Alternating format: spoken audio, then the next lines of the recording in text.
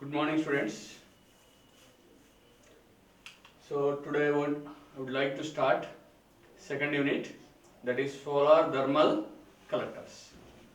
So in this we are going to study introduction about the thermal collectors. So in this introduction we will discuss about what are the different uses of solar thermal energy. All those things we will discuss here. Next, coming to classification of solar thermal collectors. What is the different classifications of solar thermal collectors? On what basis they will be classified? That we will discuss in the classification of solar thermal systems. Next, coming to you will have two types of classifications: non-concentric collectors you will have, and which are also called as a flat plate collectors. Non-concentric collectors are flat plate collectors. And the next one will be concentric collectors. Concentric collectors that we are going to see. And performance analysis of collectors. Different performance indices will be there, such as efficiency, temperature range, concentration ratio, like that. Different performance indices are there, which we are going to discuss. Next, solar pond. What is the solar pond? How electrical energy will be generated from the solar pond? Everything we will discuss here. Okay. Solar pond electric power generation, which we are going to discuss. Coming to introduction of solar thermal collectors. Solar energy can be utilized in two ways. Already we have discussed it. Solar energy is dilute form in raw form. Okay, we cannot directly utilize it. After one or more transformations, you will get thermal energy, electrical energy. Okay, so from the solar energy, using solar thermal collectors, you can produce the heat energy or thermal energy. Whereas using solar photovoltaic systems, solar energy directly converted into the electrical energy, which can be used for different purposes. Okay, so simply you can say that it can be tapped and utilized in two ways: in a thermal energy as a thermal energy, and the second one will be electrical energy. Okay, you can say that solar thermal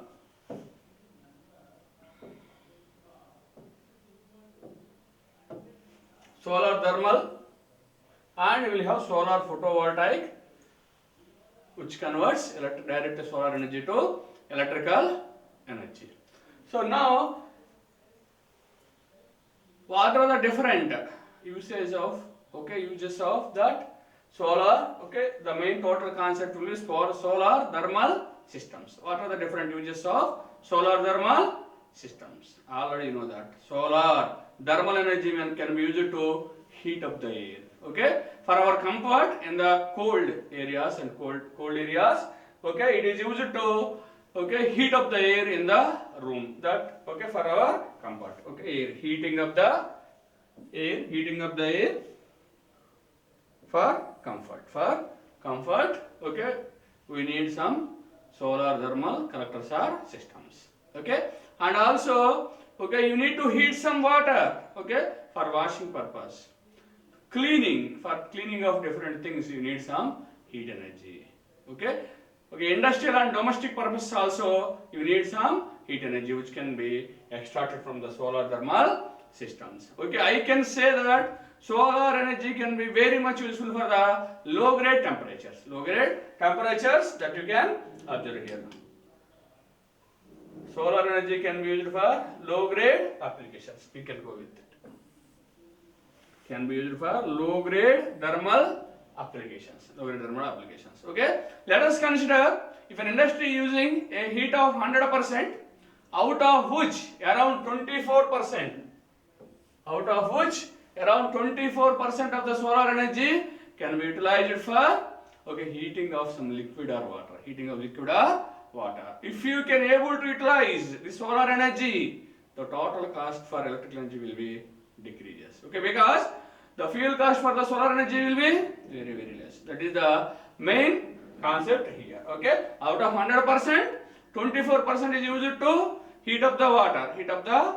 That is a very important thing. So it can be mainly solar energy can be mainly used for low grade applications. If it is a high grade applications, it can also be used for high grade applications. Okay, but okay, when you are using for high grade applications, it will be only used for okay preheating purpose. It will be only used for preheating purpose. For example, so let us say in a thermal power plant, I need to burn the coal. I need to burn the coal. Okay. So before burning the coal, if you preheat the coal, what will happen? Okay. So they will burn very fastly and they will give the high heat. Preheating of the coal will give rise to high burning efficiency. Okay. Very fast and quickly they will produce the heat. Okay. That is the first point in thermal power plant. And second point will be before okay after burning heat will be generated. After burning of the coal, heat will be generated and water will be processed through the heat such that you will get the steam. And one of the very important thing here also, before water is sending through the heat or transferring through the heat, if you preheat the water, okay, very fastly and quickly you will get the steam energy. That is also one of the very important usage. Okay, so in high grade applications, solar heat energy is mainly used for preheating. It is mainly used for preheating purpose. Okay, let us say in a gaseous power plants, before burning the gas, if you preheat it, okay, you will have a more thermal efficiency. So mainly in a high temperature applications, it can be used for preheating only. That you can observe here. For the preheating about okay 190 degrees, up to 190 degrees you can preheat.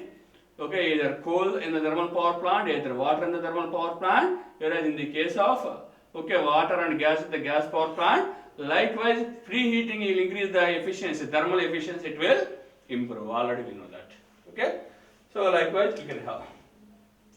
Due to this reason, okay, even it can be used for high grade thermal. It is supporting high grade thermal applications. Different manufacturers of okay solar water heaters has become thriving industry in several countries. Okay, solar water heaters has become a thriving industry in several countries such as Australia, Israel, United States of America and Japan. Okay, so all these companies in all these okay countries, solar water heaters became okay thriving industry because of it can be used for low grade temperatures and it can be used for preheating in the high grade temperatures. That is the okay reason. Solar thermal energy is also being utilized in drying and okay process industries. Okay, so what is meant by drying? You can dry some agricultural products. Okay, after crop you can dry some agricultural products, you can dry cloths, okay, you can dry the air, likewise different things you can dry up. Okay, and also for process industries. So in industry let us consider, so once the item is made up, okay, it is need to dry up. Okay, it is need to dry up. Okay, so you can dry with the help of solar heaters. Okay, different industrial items after made up will be dried up by using the solar okay power, solar heating, solar thermal energy you can say that. Okay, it is also converted and utilized as mechanical energy and electrical energy in the same way as any conventional thermal system. What is the exact meaning of this point? Okay, so already we know that in a thermal power plant, what we are doing, you are burning the coal such that heat is producing, the water is processed through the heat. Whenever the water is processed through the heat, steam will be generated. That steam is pressurized and impressed on the blades of the turbine such that you will get the mechanical energy. Once if we get the mechanical energy, when the motor, the turbine is connected to generator will produce the electrical output. Okay, in the same manner you can also use the solar thermal energy. Okay, so the solar thermal energy okay is used to produce the steam. That steam is pressurized and impressed on the blades of the turbine.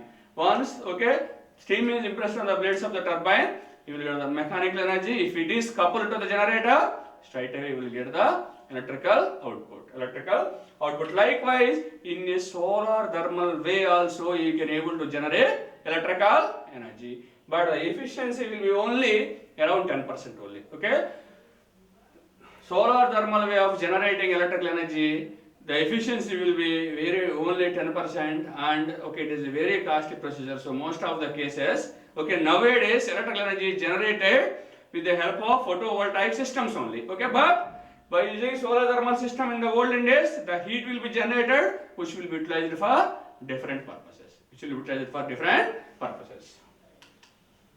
Next, solar collectors. So already we know that, okay, the density of solar radiation will be very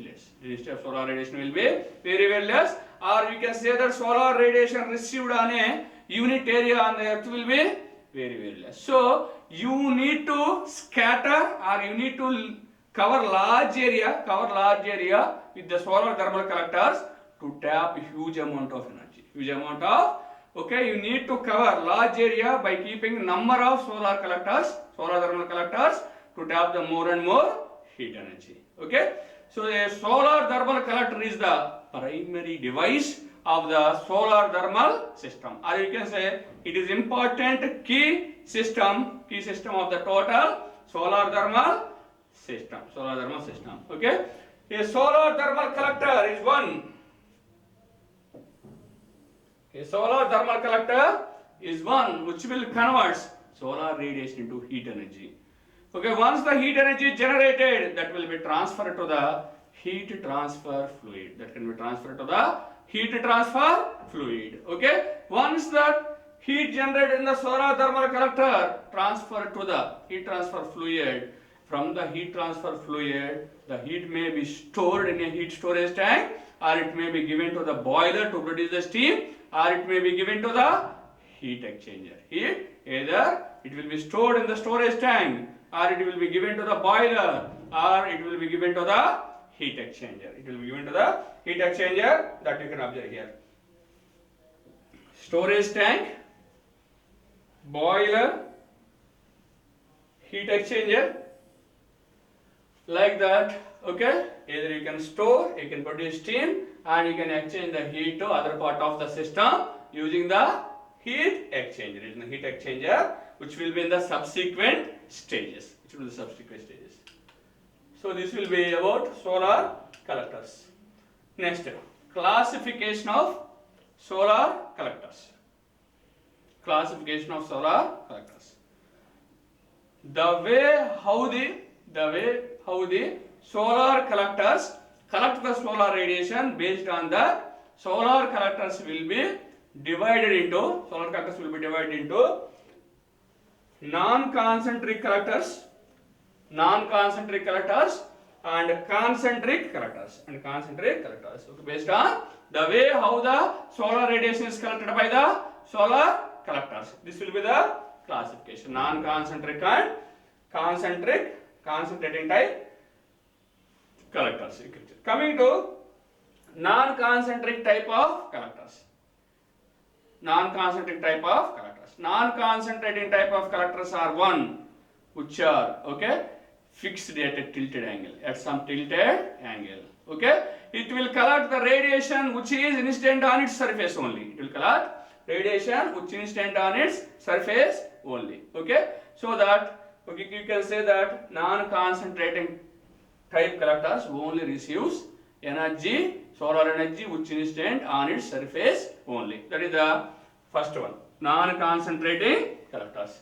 Whereas concentrating type of collectors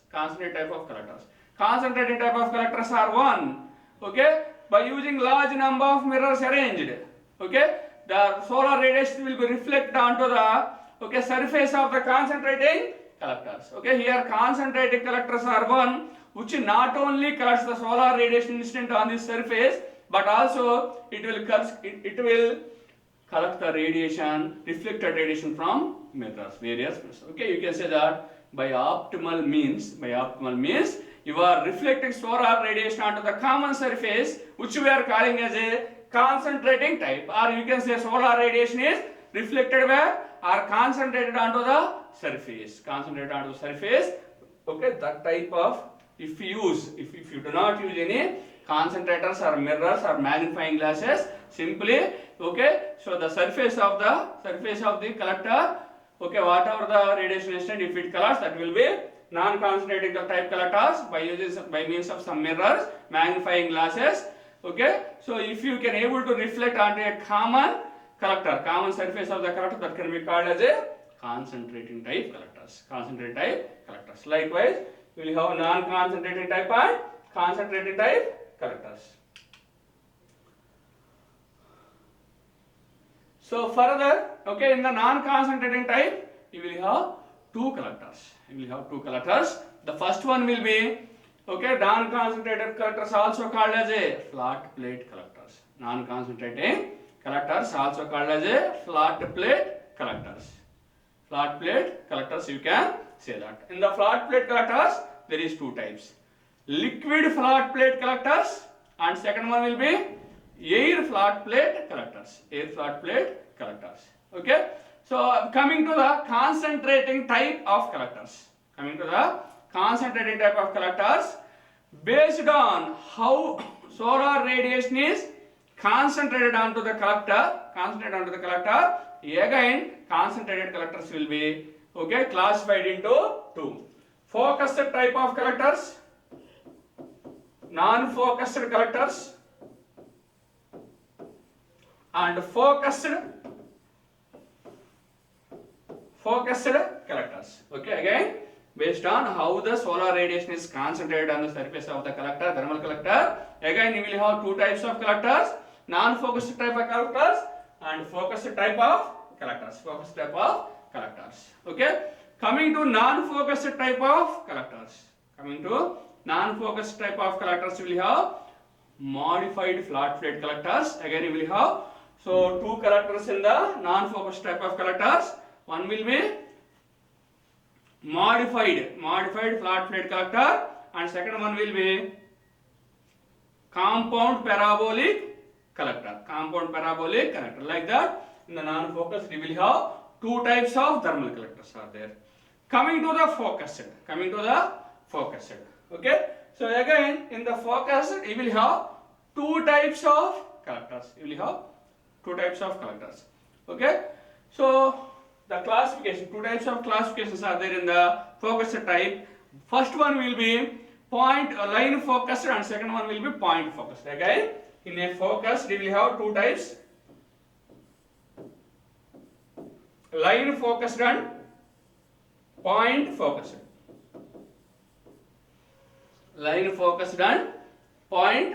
We will have two types of collectors based upon focusing. Okay, so here how the classification is taking place in the focused type. Okay, so the very much important basic thing which I have already discussed, when a solar ray strikes the collector surface exactly at right angles, then only this collector can able to collect, okay, huge amount of solar radiation from the solar ray. The simple thing will be, it has to strike exactly at right angles are normal to the surface of the collector. Okay, so here to collect that, okay, already you know that if you fixedly place the collector like this, okay, sun will start from earth, okay, east, and slowly moves and comes to the earth. Okay, sun is not constant. If the collector is, if you fixedly placed, it won't collect solar radiation every time in a normal manner, such that, okay, every time solar ray may not strike the surface at right angles or normal to the surface of the collector, such that it may not track the maximum amount of energy. So we have to provide the tracking. The surface of the collector always tracks the sun direction, and it has to move with respect to the sun. Okay, such that you can able to extract the maximum amount of power from the sun or solar ray. Okay, what we are saying, either single axis tracking, two axis tracking has to be provided. In the single axis tracking, only, okay, let us say 6 am to only 12 am only tracking will be provided. Or 12 am to 6 pm only tracking will be provided. Out of 12 hours only 6 hours will be tracking will be provided with respect to the sun ray. Whereas in a two axis tracking, continuously from morning to evening, total solar time 12 hours, the surface of the collector will track the sun from morning 6 a.m. to evening 6 p.m. such that, okay, the surface can able to extract the maximum amount of power. But here the very important thing will be cost matters. Okay, there is a huge amount of cost involves. Okay, huge amount of technology involves such that, okay, so this will be designing will be very difficult. Huge amount of cost involves, as well as designing is also difficult.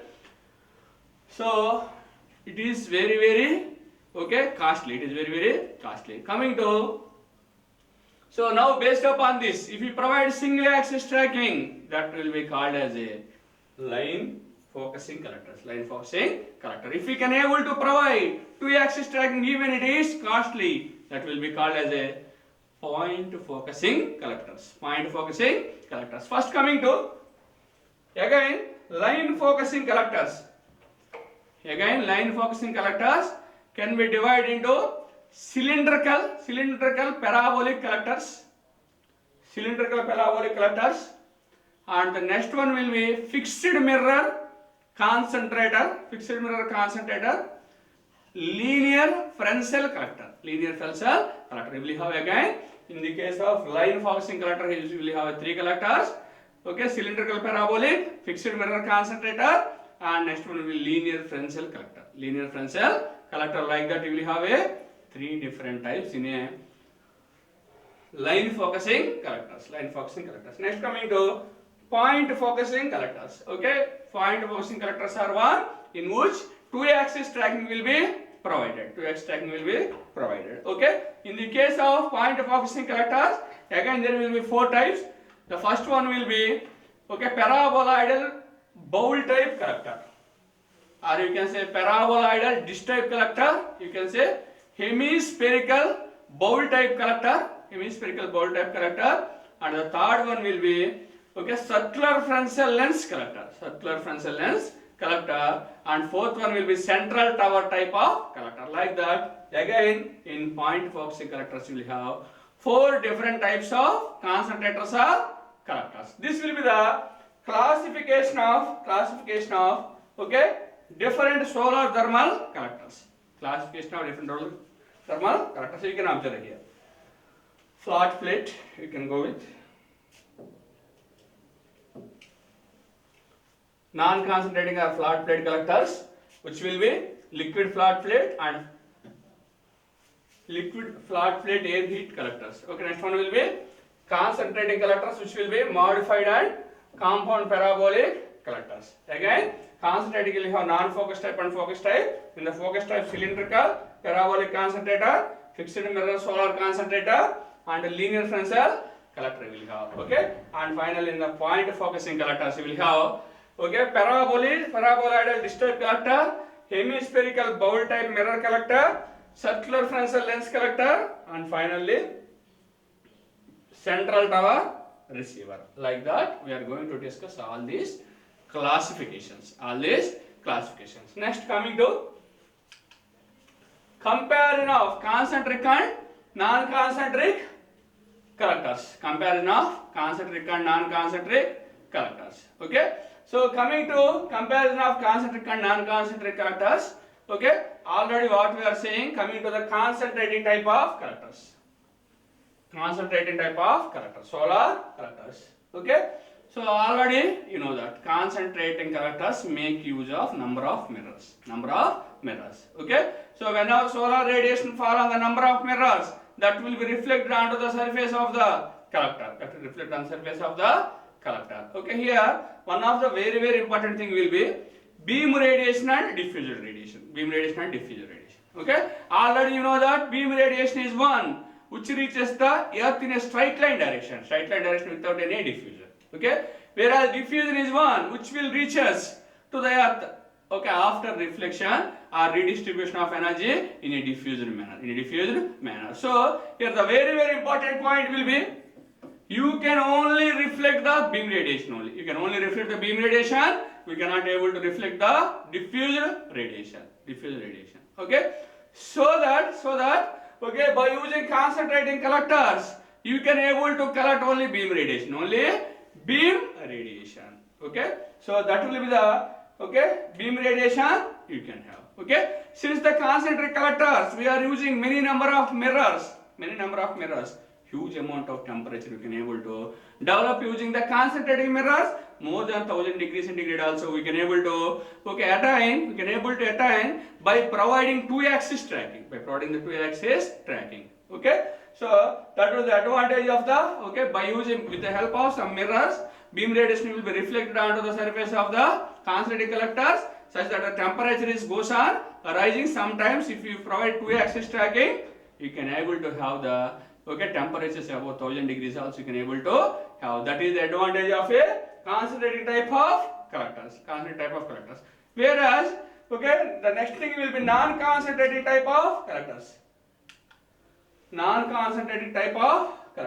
Okay, in the case of non-concentrated type of collectors, the construction will be very simple and rugged construction. Simply these flat plate collectors will be, or non-concentrated collectors will be, placed fixedly with some tilt angle such that, so you can say that the construction is simple, no need to provide any tracking. Single axis tracking is not required, double axis tracking is not required, only it will be fixedly placed with some tilt angle. Okay, already you know tilt angle will be beta.